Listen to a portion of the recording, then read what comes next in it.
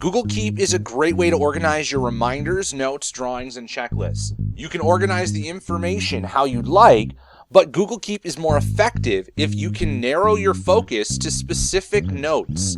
Google Keep, like Gmail, offers a labels option which allows you to organize your notes similar to folders. To create these labels, click on Edit Labels. You can create new labels from here, or click on the pencil to the right of each existing label and edit the name of that category. These labels can be task-based, class-based, student-based, or represent any category of notes, checklists, or images that you can come up with. If you have an outdated label, click on the trash can to the left of the label to delete it permanently. This will not delete any notes that are linked to the label, though.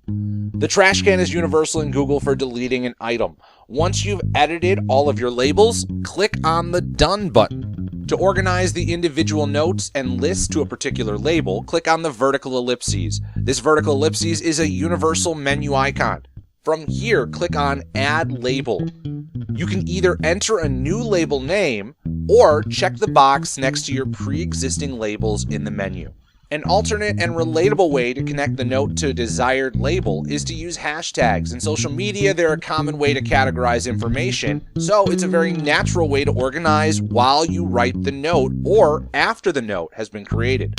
When you type in a hashtag, a menu even opens up in case you don't have all your labels memorized. Google Keep notes and lists can belong to multiple labels if they cross over into multiple categories or folders. You can add the label using hashtags or the menu.